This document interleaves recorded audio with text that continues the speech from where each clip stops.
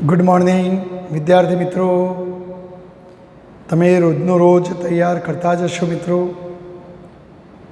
नवा लेक्चर में आज आपणे विद्युत भार वगरना पदार्थ ने विद्युत भारित करवानी त्रीजी रीत जोवानी छे।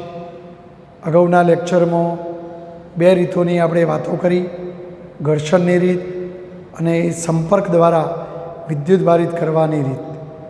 आज आपणे त्रीजी रीत भणीशुं, प्रेरणनी रीत। प्रेरणनी रीतथी बे धातुओना गोळाने कई रीते विद्युत भारित करी शकाय। जो आपणी पासे आ एक धातुनो गोळो छे मित्रों, आ बीजो धातुनो गोळो छे।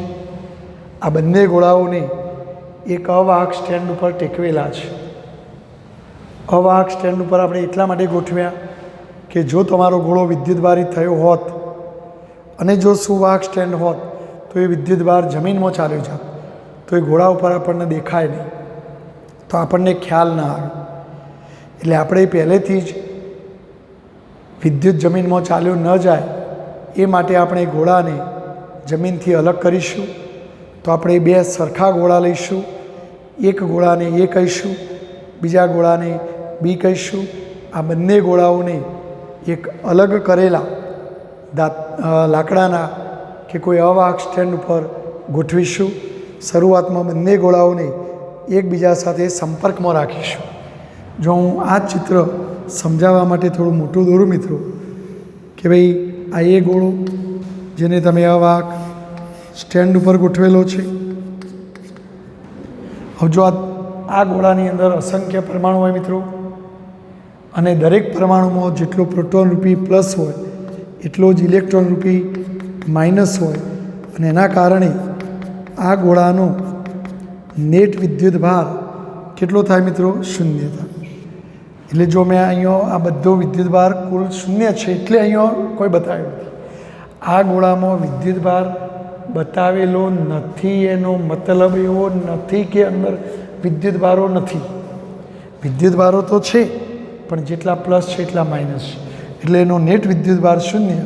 एटले मैं अहींया कोई दोर्यो नथी, बाकी हकीकत में अंदर आवी रह्यो छे। जो हूँ आ बीजो गोळो लऊं, सेम एना जेटली साइजनो बी गोळो, एने पण आपणे अलग करेला स्टेन्ड पर गोठवीशुं मित्रों। अलग करेला एटले जमीनथी छूटो पाडेलो छे अवाहक स्टेन्ड गोठवीने।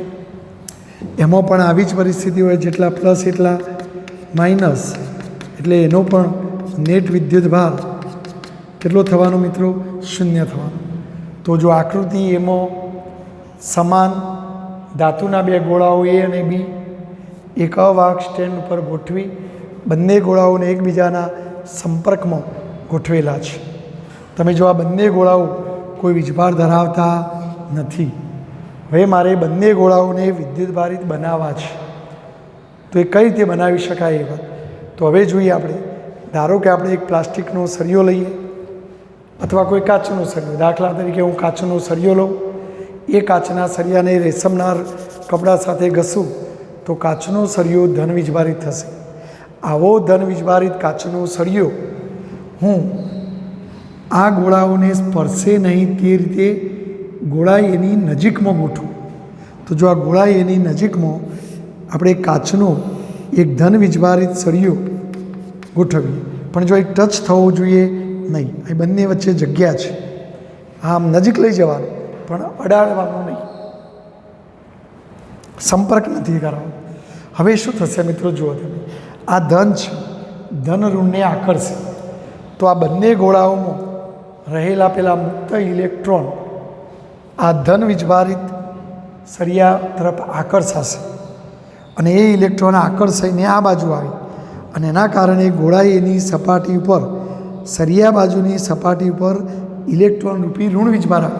તો જો અહીંયા કશું જ નહોતું, પણ હવે જો અમે અહીં ઋણ વીજભાર બતાવ્યો, પણ આ બાજુથી ઇલેક્ટ્રોન અહીં આવી જાય તો ચલો હું અહીં જો અહીં બતાવું છું કે દાખલા તરીકે આ ઇલેક્ટ્રોન અહીં આવી ગયો તો અહીં શું ખુલ્લો થાય? ધન। પણ આ તો અહીં વધારાનું આ ઋણ। ચલો આ બીજો ઇલેક્ટ્રોન અહીં આવી ગયો તો અહીં ઋણ બને, तो ये धन खुल्लो थाय।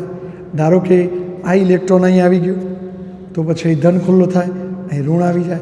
आ इलेक्ट्रॉन अहीं आवी गयो तो अहीं ऋण थाय, અહીં ધન થાય. તો આ રીતે ધન વીજભારિત સળીઓ લાવવાના કારણે આ બંને ગોળાઓમાંથી મુક્ત ઇલેક્ટ્રોન આકર્ષણ અનુભવી સરિયા બાજુ જશે. એટલે ગોળા એની સરિયા બાજુની સપાટી ઉપર ઋણ વીજભારો એકઠા થશે, જ્યારે સામે પક્ષે ગોળા બીની સરિયાથી દૂરની સપાટી જમણી બાજુની સપાટી ઉપર એટલો જ ધન વીજભાર ખુલ્લો થશે. તમને પ્રશ્ન એ થશે મિત્રો કે કેમ બધા ઇલેક્ટ્રોન અહીં ન ગયા? તો જો એનું કારણ હું તમને સમજાવું. ચલો અહીં ધ્યાન આપજો ફરી એકવાર. જો અત્યારે તો અહીં પ્લસ માઇનસ અને અહીંયા હવે પ્લસ માઇનસ આવું છે મિત્રો. પણ જો તમે અહીં સળીઓ ગોઠવશો તો જો અહીંથી એક ઇલેક્ટ્રોન અહીં આવે એટલે અહીંયા શું થયું? આ એક ઋણ અહીં ધનથી. એટલે જો હવે અહીંયા એક ઋણ આવે એટલે જ્યારે કોઈ બીજો ઇલેક્ટ્રોન અહીંથી અહીં આવવા માગતો હશે તો જો આ ઇલેક્ટ્રોન અહીં આવવા માગે છે તો આ ધન શું કરે? ઋણને આકર્ષે. તો ધન વીજભારિત સળીઓ એને આમ ખેંચે એટલે આ ધન વીજભારને કારણે એના ઉપર આમ બળ લાગે. પણ સામે પક્ષે અહીંયા આવી ગયેલો ઋણ એ ઋણ અહીંથી આવતા ઋણને અપાકર્ષે એટલે એ બળ આમ લગાડે. તો સળીઓ ધન વીજભારિત હતો તો એ ધન આ બાજુના ઋણને આમ આકર્ષે તો સળિયા દ્વારા લાગતું આકર્ષણ બળ આમ હશે. અને અહીંયા આવી ગયેલો ઇલેક્ટ્રોન ઋણ છે, ઋણને અપાકર્ષે તો એ બળ આમ લગાડે. પણ જો હજુ આ બળ વધારે હશે એટલે આ બળ વધારે હોય, આ અપાકર્ષણ કરતું બળ ઓછું હોય એટલે આ બળ જીતી જાય અને એના ફળ સ્વરૂપ બીજો ઇલેક્ટ્રોન પણ આવે. જો એ બીજો ઇલેક્ટ્રોન આવે તો એ ધન ખુલ્લું થાય. પણ હવે જો અહીં બે ઇલેક્ટ્રોન ભેગા થયા, આકર્ષનારા તો એના એ જ છે એટલે આ બળ તો એના એ જ છે. પણ હવે અહીંયા બે ઇલેક્ટ્રોન આવ્યા તો અપાકર્ષણ કરનારા વધ્યા. પહેલાં એક જ અપાકર્ષણ કરતો હતો એના બદલે બે. તો હવે અપાકર્ષણ બળ વધશે. પણ હજુ તમે જુઓ કે આકર્ષણ કરનારા 4 છે, અપાકર્ષણ કરનારા 2 છે એટલે આ બળ જીતી જાય. તો હજુ કોઈ ઇલેક્ટ્રોન આવશે અને એ ઇલેક્ટ્રોન અહીંયા આવે તો અહીં ધન ખુલ્લો થાય. પણ જો અહીં 3 ઇલેક્ટ્રોન થયા તો હવે જ્યારે કોઈ ચોથો ઇલેક્ટ્રોન આવવા માગતો હશે તો આ 3 જણા એનું અપાકર્ષણ કરશે. માટે આ અપાકર્ષણ બળમાં પણ વધારો થશે. એક તબક્કો એવો આવવાનો કે સળિયા દ્વારા લાગતું આકર્ષણ બળ અને અહીંયા જમા થયેલા ઇલેક્ટ્રોન દ્વારા લાગતું અપાકર્ષણ બળ સરખું થઈ જશે. પછી કોઈ ઇલેક્ટ્રોન આમ આવી શકશે નહીં અને અટકી જશે. એટલે આ મેં એવી પરિસ્થિતિ બતાવી છે એટલે આપણે બધા ઇલેક્ટ્રોનને અહીંયા પહોંચાડતા નથી મિત્રો. તો બોલો આકૃતિ બીમાં ખ્યાલ આવી ગયો તમને? સળિયાની નજીક ગોળા એની સપાટી ઉપર ઋણ વીજભાર ખુલ્લો થાય, ગોળા બીની પેલી બાજુની સપાટી ઉપર ધન વીજભાર ખુલ્લો થશે. એક ઋણ બન્યો, એક ધન બન્યો, ઋણ ધન વચ્ચે આકર્ષણ થાય. જો તમે આ સળિયાને આમના આમ રાખી હવે આ બે ગોળાઓને છૂટા પાડો તો જો હવે આ સી આકૃતિમાં આપણે એ ગોળાઓને સહેજ છૂટા પાડ્યા છે. પણ તમે જો કે હજુ આ ધન છે એટલે આ ઋણને આમ ખેંચી રાખી એટલે આ ઇલેક્ટ્રોન પેલી બાજુ જાય નહીં, અહીંયા જ રહેશે. એટલે આ વિદ્યુત ભારો જૈસે તે જે સ્થિતિમાં હોય એ જ સ્થિતિમાં ગોઠવાયેલા રહેશે. કારણ કે આ ધન છે આ ઋણને આમ ખેંચી રાખે છે એટલે આ વિદ્યુત ભારો આમ નામ જ રહેવાનું. ચલો હવે આપણે આગળ વધીએ. જો તમે આ સળિયાને હટાવી લો તો જો આકૃતિ ડીમાં દર્શાવ્યા પ્રમાણે એથી સળિયો આપણે હટાવી લીધો તો હવે જો અહીંયા આ પહેલાં સળિયો હતો એટલે આ ઇલેક્ટ્રોન આમ આકર્ષાયેલા રહેતા હતા. પણ હવે સળિયો હટાવી લીધો તો અહીં કોઈ આકર્ષણ કરનારું છે નહીં. તો પછી જો આ ધન અને આ ઋણ તો ધન ઋણ એકબીજાને આકર્ષે એટલે આ વીજભારો આ બાજુ આવતા રહે, પહેલાં આ બાજુ આવતા રહે. તો આ રીતે પુનઃ ગોળામાં વિતરિત થઈ જશે, આ રીતે ગોઠવાઈ જશે એકબીજાની નજીક. પણ એક ગોળો ઋણ બનેલો છે, એક ધન, એટલે આમની વચ્ચે આકર્ષણ થાય. જો છોડી દો તો પાછા જોઈન્ટ થઈ જાય. પણ આપણે દૂર મૂક્યા આ રીતે પકડી રાખ્યા છે. જો હવે તમે આ બંને ગોળાઓને દૂર લઈ જાઓ, આને દૂર લઈ જાઓ તો હવે જો આ ગોળાને દૂર લઈ જાઓ તો ગોળા ઉપર માત્ર અહીં ઋણ રહ્યું તો આ ઋણ જોડે ન રહે તો એકબીજાને અપાકર્ષે એટલે આ ઇલેક્ટ્રોન અપાકર્ષણ પામીને આમ દૂર જતા હોય. તો આ બધો જ વીજભાર એક સાઈડ રહેવાના બદલે ગોળા ઉપર છૂટો વિતરિત થઈ જશે. તો જો એ જ વીજભાર વિતરિત થઈ ગયો એ રીતે આ ધન વીજભાર પણ આ રીતે વિતરિત થઈ જાય. બે ગોળાઓને મેં દૂર કરી દીધા. તો જો ગોળા એનો વીજભાર શરૂઆતમાં 0 હતો પણ હવે ગોળો એ જો કંઈક વીજભાર ધરાવે છે પણ એ ઋણ વીજભારિત બન્યો. જો એ ગોળા બીનો વીજભાર 0 હતો પણ હવે ગોળો બી વીજભાર ધરાવે છે જો એ ધન બન્યું. તો આમ આપણે આ પ્રક્રિયામાં પ્રેરણની ઘટના દ્વારા દરેક ગોળાઓને વીજભારિત કરી શકાય. અહીં બંને ગોળાઓ સમાન મૂલ્યના પણ વિજાતીય વિદ્યુતભાર ધારણ કરે છે. એક જેટલો પ્લસ ધારણ કરે તો સામે બીજો એટલો જ ઋણ વીજભાર ધારણ કરે છે. તો આમાં આ પ્રક્રિયામાં પ્રેરણ દ્વારા દરેક ગોળાને સમાન અને વિજાતીય રીતે વિદ્યુતભારિત કરી શકાય. અહીં તમે જોઈ શકો છો મિત્રો કે આ ધન વીજભારિત કાચનો જે સળિયો હતો એ સળિયાએ તો પોતાનો કોઈ વીજભાર ગુમાવ્યો નથી, અને છતાં પણ પેલા બંને ગોળાઓને વિજાતીય વીજભાર ધરાવતા એને બનાવી દીધા. તો અહીં વિદ્યુતભારિત પદાર્થ પોતાનો વિદ્યુતભાર ગુમાવ્યા સિવાય વિદ્યુતભારિત પદાર્થ પોતાનો વિદ્યુતભાર ગુમાવ્યા સિવાય પેલા બે વિદ્યુતભાર વિહીન પદાર્થોને વિજાતીય વિદ્યુતભારિત બનાવે છે.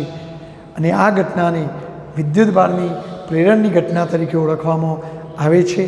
આ ક્રિયા સંપર્ક દ્વારા વિદ્યુતભારિત કરવાની ક્રિયા કરતો અલગ છે. સંપર્કવાળી ક્રિયામાં તો શું હતું મિત્રો, આનો જ વીજભાર આમાં જતો હતો, જ્યારે અહીંયા આ વીજભારિત પદાર્થનો વીજભાર જતો નથી, અને તો પણ આપણે આ બંનેને વીજભારિત કરી શકીએ મિત્રો.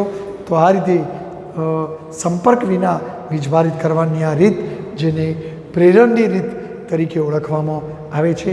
જો ફરી એકવાર મિત્રો, બે અલગ કરેલા ધાતુના ગોળાઓ લાકડાના સ્ટેન્ડ ઉપર ગોઠવી જમીનથી અલગ કર્યા, બંનેને ટચ કરેલા છે, એકબીજાને અડકાડેલા છે. આકૃતિ એમાં બંનેનો નેટ વીજભાર 0 છે. ધન વીજભારિત પ્લાસ્ટિકનો સળિયો લાવો તો ધન ઋણને આકર્ષે, તો આ બંને ગોળાઓમાં રહેલા મુક્ત ઇલેક્ટ્રોન આ બાજુ આવશે.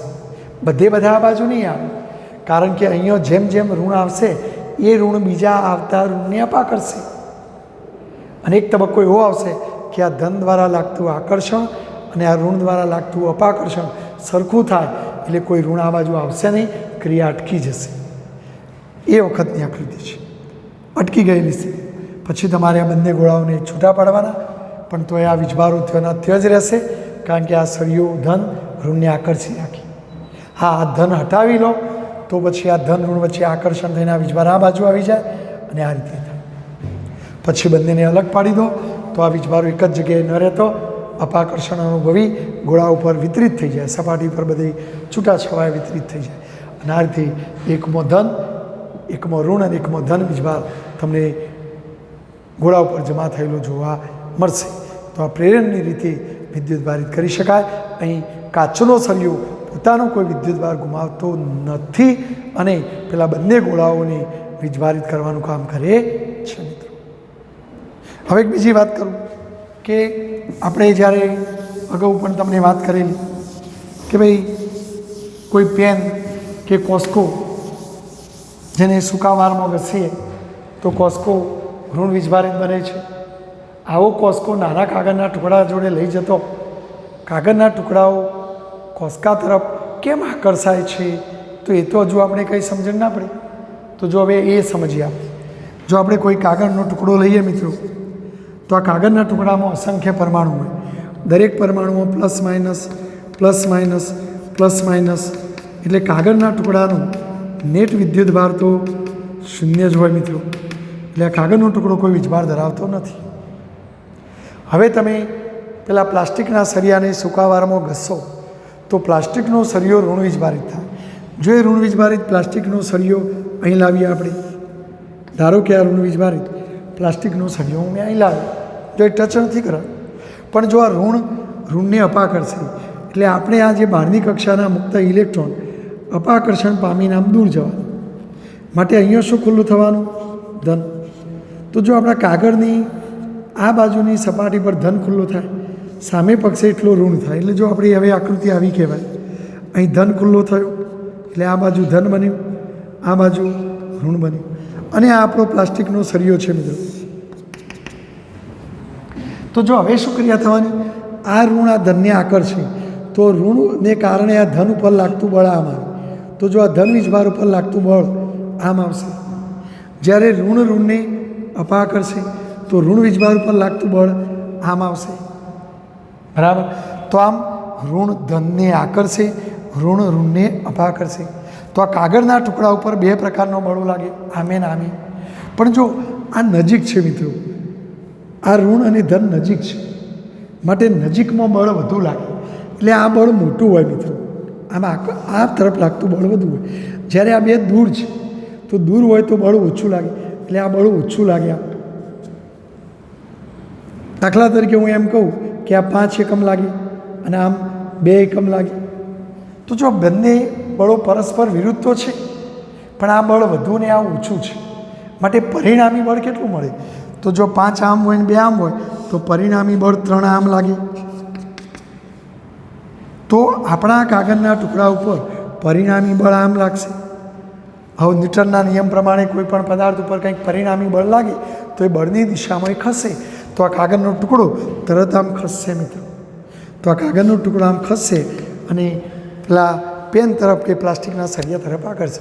એટલે તમે કાગળના ટુકડાઓની ઢગલી કરી હોય અને પેનને કે પ્લાસ્ટિકના સળિયાને આમ ઘસીને તમે કાગળના ટુકડાની નજીક લઈ જશો તો કાગળનો ટુકડો તરત આમ આકર્ષાય છે પેન તરફ કે પ્લાસ્ટિકના સળિયા તરફ. તો એનું કારણ આ છે મિત્રો કે આ ધન બને, આ ઋણ બને, પણ અહીં બળ વધુ લાગે, એ ઓછું લાગે, એટલે પરિણામી બળ આમ લાગે અને માટે કાગળનો ટુકડો આમ જવાની ફરજ પડશે.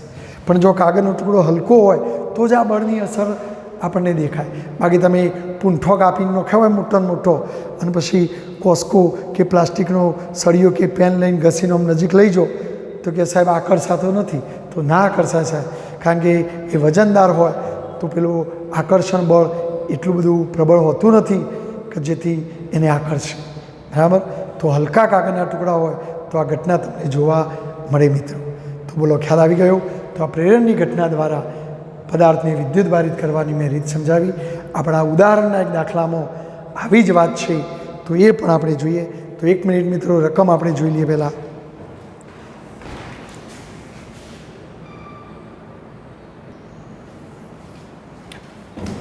જો મિત્રો ઉદાહરણ 1.1 સમજી શકાય ઉદાહરણ છે. એક ધાતુનો ગોળો, આ ગોળાને સ્પર્શ્યા વિના, કોઈ સંપર્ક કરાવ્યા વિના તમે તેને કેવી રીતે ધન વિદ્યુત ભારિત કરી શકો? આપણે અગાઉના પ્રશ્નમાં 2 ગોળા હતા, અહીંયા માત્ર એક જ ગોળો લેવાનો છે. ધારો કે આપણી પાસે આ એક ધાતુનો ગોળો છે. જો અહીં ધ્યાન આપજો મિત્રો. ધારો કે આપણી પાસે એક ધાતુનો ગોળો છે જેને આપણે કોઈ અવાહક સ્ટેન્ડ ઉપર પહેલેથી ગોઠવી દઈએ. ધારો કે આ એક અવાહક સ્ટેન્ડ ઉપર ગોઠવેલું છે. હકીકતમાં આ ગોળો આવો છે. તમે જાણો છો કે ગોળાની અંદર અસંખ્ય પરમાણુ હોય અને દરેક પરમાણુમાં જેટલો પ્લસ હોય એટલો માઇનસ હોય, એટલે ગોળાનો કુલ નેટ વિદ્યુતભાર 0 હોય અને માટેનો નેટ વિદ્યુતભાર 0 હોય, માટે આપણે વીજભાર વગરનો દોરીએ છીએ. તો જો આ ગોળા ઉપર વિદ્યુતભાર 0 છે અને હું આકૃતિ એ કહું મિત્રો, તો આ એક ધાતુનો ગોળો જે વિદ્યુત ભારિત નથી. હવે મારે એને ધન વિદ્યુત ભારિત કરવું છે. તો જો હવે એક કામ કરીએ, આ ગોળાની નજીકમાં આપણે એક ઋણ વિદ્યુત ભારિત પ્લાસ્ટિકનો સળિયો લાવીએ. ધારો કે આની નજીકમાં એક ઋણ વિદ્યુત ભારિત પ્લાસ્ટિકનો સળિયો લાવીએ. બરાબર? આ ગોળાની નજીક. જો આ જ વાત હું અહીંયા સમજાવું, તમે ઋણ વિદ્યુત ભારિત પ્લાસ્ટિકનો સળિયો અહીં લાવો તો શું થાય? તો જો આ ઋણ ઋણને અપાકર્ષે, એટલે આ બાજુના જે ઋણ હોય એ અપાકર્ષણ અનુભવી આ બાજુ જશે. હવે અહીંથી ઋણ ચાલ્યો જવાથી અહીં શું ખુલ્લો થાય? ધન ખુલ્લો થાય.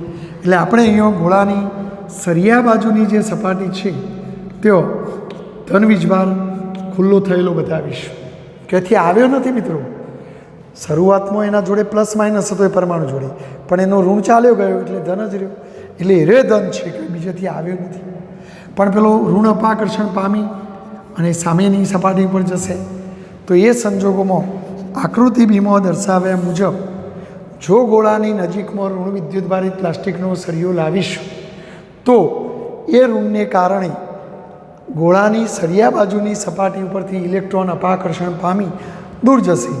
એટલે ગોળાની સળિયા બાજુની સપાટી ધન વીજભારિત બનશે, જ્યારે દૂરની સપાટી ઋણ વીજભારિત બનશે. હવે એક કામ કરીએ, આ ઋણ આપણે ગોળાને ધન વીજભારિત બનાવવો છે, તો આ ઋણને ઠેકોણા પાડી દઈએ. જો ઋણ ચાલ્યા જાય તો ધન રહી જાય.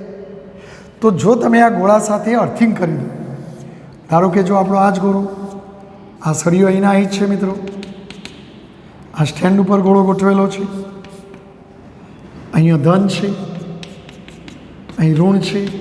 પણ જો આને તમે કોઈ વાયર દ્વારા જમીનના સંપર્કમાં કનેક્ટ કરો, ગ્રાઉન્ડ કરી દો, અર્થિંગ કરી દો, તો આ ધાતુના તાર દ્વારા વધારાના ઇલેક્ટ્રોન વહન પામીને જમીનમાં ચાલ્યા જાય.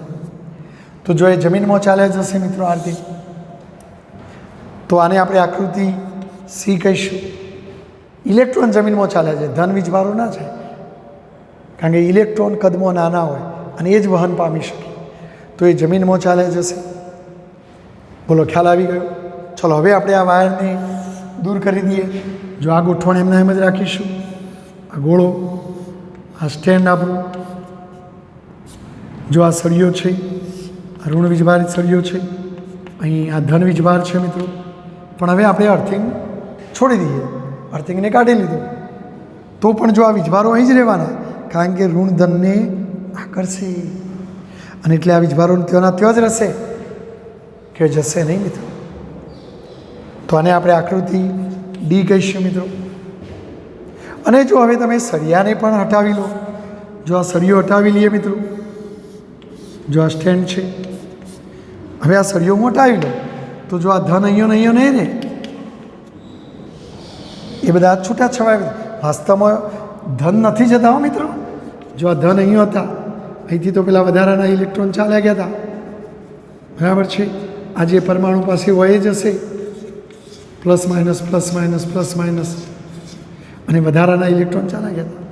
હવે જો અહીંયા એકલા ધન રહ્યા, પણ જો આ સળિયો હું હટાવી લો, તો આ ધન શું કરે, ઋણને આકર્ષે, એટલે પાછા આ બાજુથી કોઈ ઇલેક્ટ્રોન અહીં આવી જાય. એટલે જો આ પ્લસ માઇનસ તટસ્થ થઈ જાય, પણ અહીં ખુલ્લો થાય, તો અહીં જે 3 પ્લસ હતા એમાંથી જાણે કે એક પ્લસ અહીં ગયું, વાસ્તવમાં તે પ્લસ નથી ગયું, પણ ત્યાંથી ઋણ અહીં આવ્યું. ધારો કે અહીંથી કોઈ ઇલેક્ટ્રોન અહીં આવી જાય, તો આ તટસ્થ થઈ જાય, પણ આ અહીં ધન ખુલ્લો થાય, એટલે આપણને એવું લાગે કે આ ધન ત્યાં ગયો, પણ વાસ્તવમાં ઇલેક્ટ્રોન ત્યાંથી અહીં આવ્યો. અને એ રીતે આ ધન વીજભારો એકના એક જગ્યાએ ન રહેતો છૂટા છવાયા વિતરિત થઈ જશે. તો તમે જોઈ શકો છો કે આ ગોળો શરૂઆતમાં વીજભારિત નહોતો, પણ હવે જો એ વીજભારિત થઈ ગયો, અને કેવો થયો, ધન વીજભારિત થયો. તો આ રીતે ધાતુના ગોળાને સ્પર્શ્યા વિના, જો આપણે આ કોઈ વિદ્યુતભારિત પદાર્થનો સ્પર્શ નથી કરાવ્યો, સ્પર્શ્યા વિના પણ એ ગોળાને તમે ધન વીજભારિત કરી શકો. ચલો, તમને આ જ પ્રશ્નમાં એમ કે કઈ એક ધાતુના ગોળાને સ્પર્શ્યા વિના તમે તેને ઋણ વીજભારિત કેવી રીતે કરી શકો? સેમ આ જ પદ્ધતિ, પણ જો ધન વીજભારિત કરવા માટે ઋણ સળિયો લાવે, પણ જો તમે ઋણ વીજભારિત કરવા માગતા હો તો તમારે ધન સળિયો લાવવાનો મિત્રો. કયો સળિયો લાવવાનો? ધન વીજભારિત. જો હવે આપણે એ વાતને પણ ટૂંકમાં સમજાવી દઈએ તમને. જો આપણે ફરી એકવાર, જો આપણો આ ધાતુનો ગોળો પ્લસ માઇનસ દરેક પરમાણુમાં આ પરિસ્થિતિ હોય મિત્રો. જો તમે આને ઋણ વીજભારિત કરવા માગતા હો તો અહીંયા ધારો કે આપણે કોઈ ધન વીજભારિત કરેલો કાચનો સળિયો લાવીએ. શું લાવીએ? કાચનો સળિયો. તો જો અહીંયા હું કાચનો સળિયો લાવું મિત્રો ધન વીજભારિત, તો ધન ઋણને આકર્ષે, એટલે અહીંથી આ ઇલેક્ટ્રોન આકર્ષાઈને આ બાજુ આવે, તો અહીં શું ખુલ્લું થાય? ધન. તો એ સંજોગોમાં તમારે અહીં ધન બતાવવું પડે, અહીં ઋણ બતાવવું પડે, રાઈટ. હવે જો આપણે ઋણ વીજભારિત ગોળો બનાવવાનો છે તો આ ધનને ઠેકાણા પાડવા પડે. તો હવે જો તમે આ ઋણ છે મિત્રો, અહીં તમારો ધન વીજભારિત સળિયો છે, અહીં ધન છે. જો તમે અર્થિંગ કરશો તો પેલી ક્રિયામાં ઇલેક્ટ્રોન જમીનમાં જતા હતા, પણ અહીં ધન છે ઋણને આકર્ષે, તો જમીનમાંથી ઇલેક્ટ્રોન અહીં આવશે. અને ધરતી માતામાં જમીનમાં તો પુષ્કળ પ્રમાણમાં ધાતુઓ, ખનિજો બધું પડેલું છે, અને એમાં પુષ્કળ પ્રમાણમાં ઇલેક્ટ્રોન હશે. તો એ ઇલેક્ટ્રોન આમ આવશે અને અહીંયા આવી જશે, તો પછી આ પ્લસ માઇનસ તટસ્થ થઈ જશે મિત્રો. તો એ સંજોગોમાં અહીંયા ઋણ રહી જશે. હવે તમે આ વાયર છોડી દો, તો જો અહીંયા અહીં ઋણ રહી જશે. જો આ સળિયો આપણો અહીંયા જ છે, આ વાયર આપણે છોડી દીધો, પણ જો આ ઋણ ચાલે નહીં જાય કારણ કે ધન ને ઋણ વચ્ચે આકર્ષણ થાય. હવે તમે આ સળિયો હટાવી લો તો આ ઋણ એકબીજાથી દૂર જાય તો તમારા ગોળા ઉપર ઋણ વેચાઈ જશે આ રીતે. અને આ રીતે તમે ગોળાને કેવો બનાવી શક્યા? ઋણ. તો ઋણ બનાવવા માટે ધન લાવવાનું અને ધન બનાવવા માટે નજીકમાં ઋણ વીજભારિત સળિયો લાવવાનો. તો આ રીતે તમને જેવો પ્રશ્ન પૂછ્યો હોય એ પ્રમાણે તમારે એને સમજાવવું પડે. આવી અલગ અલગ આકૃતિઓ દોરવી પડે, આકૃતિઓનું વર્ણન કરવું પડે મિત્રો. તો આપણા ઉદાહરણ નંબર 1માં તમને આ બધું સમજાયેલું છે. મને વિશ્વાસ છે કે આ પ્રશ્નમાં તમને સમજણ પડી હશે મિત્રો. તો બોલો, ખ્યાલ આવી ગયો ને મિત્રો? ફરી એકવાર વાંચજો, જરૂર પડે તો લખજો અને લખીને તૈયાર કરશો તો જલ્દી યાદ રહેશે મિત્રો. સારા ગુણ મેળવવા હોય તો સમજવું પણ જોઈએ અને લખીને તૈયાર કરવું જોઈએ. એકવાર વાંચી લો, સમજી લો તો એકલું કામ નહીં ચાલે. કારણ કે સમજેલી વસ્તુ પરીક્ષામાં પણ એવી ને એવી લખાવી પણ જરૂરી છે, તો જ આપણને માર્ક્સ મળે. ખાલી સમજી લેવાથી કંઈ માર્ક્સ મળી જતા નથી. છેવટે લખેલું વંચાય. એટલે પેપરમાં ઉત્તરવહીમાં લખશો તો તમને માર્ક્સ મળે. બાકી તમે એમ કે મને સાહેબ સમજણ પડશે આવડે છે, પણ એવું કોઈ તમારી વાત સાંભળશે નહીં. એટલે લખવાનું પણ રાખજો મિત્રો. તો મને વિશ્વાસ છે કે મારી આ વાતમાં તમને સમજણ પડી હશે મિત્રો. બરાબર?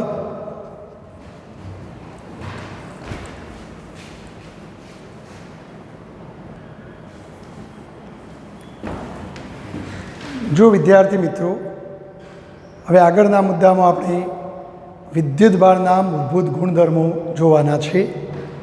વિદ્યુતભારના મૂળભૂત ગુણધર્મોમાં એક તો વિદ્યુતભારોનો સરવાળો થાય છે, બીજો વિદ્યુતભારનું સંરક્ષણ પણ જોવા મળે છે, અને ત્રીજું વિદ્યુતભારનું ક્વોન્ટમીકરણ. આ 3 ગુણધર્મોની આપણે વિગતે ચર્ચા કરવાની છે. આપણે સૌથી પહેલાં આમની વાત કરીશું, પણ એ વાત કરું એ પહેલાં હું તમને બિંદુવત વિદ્યુતભાર કોને કહેવાય એની વાત કરવા માગું છું. તો આપણે આમ તો સામાન્ય રીતે બિંદુ ટપકું હોય એને બિંદુ કહીએ, પણ ભૌતિક વિજ્ઞાનમાં આનું અર્થઘટન થોડું જુદું કરવાનું છે. તમે ગઈ સાલ 11માં ગુરુત્વાકર્ષણ બળ ભણતા, જેમાં તમે એમ કહેતા કે ભાઈ આ પૃથ્વી છે તો પૃથ્વીનું દળ એમી છે, આ સૂર્ય છે, સૂર્યનું દળ એમએસ છે. સૂર્ય પૃથ્વી કરતો ઘણો મોટો છે મિત્રો, પણ અહીંથી દૂરથી દેખાય એટલે થોડો નાનો દેખાય. પૃથ્વી પણ ઘણી વિશાળ છે. તમે આ બંને વચ્ચેનું અંતર, જો આ અંતર કરોડો કિલોમીટર છે, અબજો કિલોમીટર છે, આ પૃથ્વી તો આ પૃથ્વીની ત્રિજ્યા કહેવાય, અને આખું લે તો વ્યાસ કહેવાય. વ્યાસ ત્રિજ્યાનો ડબલ, આટલું લે તો ત્રિજ્યા કહેવાય. આ પરિમાણ બોલાય. શું કહેવાય? એનું પરિમાણ. પરિમાણ એટલે લંબાઈ, પહોળાઈ, જાડાઈ એ બધું. તો જો આ પૃથ્વીનું પરિમાણ, આ સૂર્યનું પરિમાણ, એમની વચ્ચેના અંતરની સાપેક્ષમાં આ અંતર એટલું બધું મોટું છે કે એની સાપેક્ષમાં આ અંતર ખૂબ નાનું છે મિત્રો. તો જો બે પદાર્થો વચ્ચેનું અંતર ખૂબ મોટું હોય, એની સાપેક્ષમાં એનું પરિમાણ ખૂબ નાનું હોય, તો આવા સંજોગોમાં આ બંને પદાર્થોને તમે બિંદુવત પદાર્થો કહી શકતા. વાસ્તવમાં પૃથ્વી કંઈ બિંદુ ટપકું નથી, બહુ વિશાળ છે, પણ કેવા કિસ્સામાં આપણે એને બિંદુવત ગણી શકીએ? તો એ પદાર્થોનું જે પરિમાણ છે એ પરિમાણ એમની વચ્ચેના અંતરની સરખામણીમાં ખૂબ નાનું હોય, તો એ સંજોગોમાં આપણે આને બિંદુવત ગણી શકીએ. અને આ પદાર્થનું દળ ભલે બધા વિતરિત થયેલું હોય છતાં પણ આપણે જાણે કે આ પદાર્થનું સમગ્ર દળ અહીં કેન્દ્રિત થયેલું છે, આનું સમગ્ર દળ અહીં કેન્દ્રિત થયેલું છે, અને પછી એ કેન્દ્રો વચ્ચેનું અંતર આપણે માપીએ છીએ.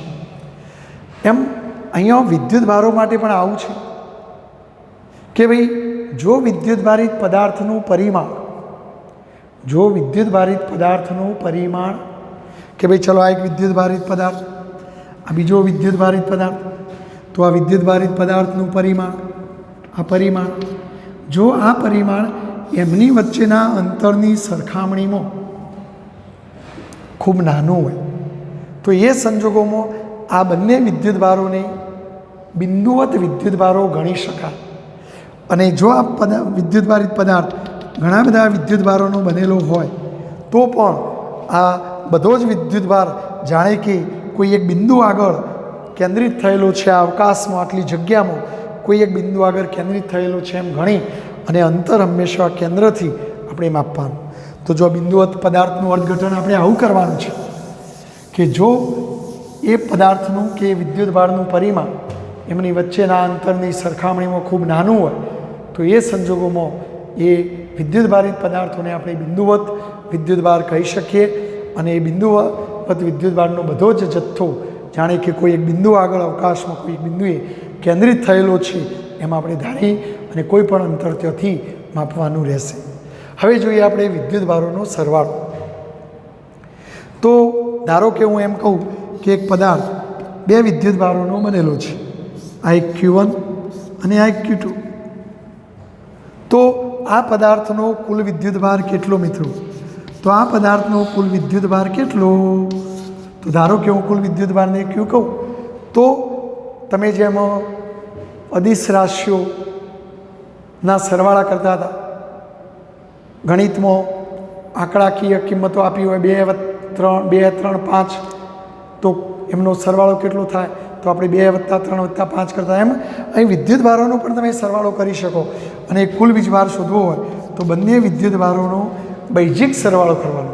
જો હું બૈજિક એટલા માટે બોલું છું કે ઘણીવાર તમને એમ કે એક પદાર્થમાં બે વિદ્યુતભારો છે, એક +5 એક -2 છે, તો આ પદાર્થનો કુલ વીજભાર કેટલો? તો એ સંજોગોમાં જે વીજભાર ધન હોય એને ધન ચિહ્ન સહિત લેવાનું અને જે વીજભાર ઋણ હોય એને ઋણ ચિહ્ન સહિત લેવાનું અને ધન ઋણનો ભેગો સરવાળો તો એને બૈજિક સરવાળો બોલાય. એટલે વિદ્યુતભારોનો બૈજિક સરવાળો થતો હોય છે. એટલે વિદ્યુતભાર એ અદિશ રાશિ છે, જેમ દળ અદિશ છે. ધારો કે એક પદાર્થનું દળ 2 કિલોગ્રામ, બીજા પદાર્થનું દળ 3 કિલોગ્રામ. જો એ બે પદાર્થો ભેગા મળે તો તંત્રનું કુલ દળ કેટલું? તો તમે તરત 2 + 3 એમ કહીને 5 કહેશો. એમ વિદ્યુતભાર પણ અદિશ રાશિ છે દળની જેમ જ. તો જેમ દળનો સરવાળો થાય એમ વિદ્યુતભારોનો પણ સરવાળો થાય.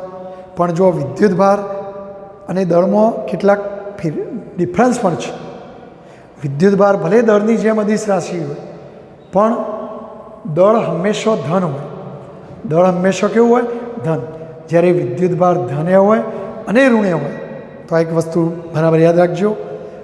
દળને જેમ દિશા ના હોય એમ વિદ્યુતભારને પણ કોઈ દિશા જેવું હોતું નથી. એટલે વિદ્યુતભાર પણ અદિશ છે, પણ ફરક એટલો કે વિદ્યુતભાર ધને હોઈ શકે, ઋણે હોઈ શકે, જ્યારે દળ હંમેશા ધન હોય છે.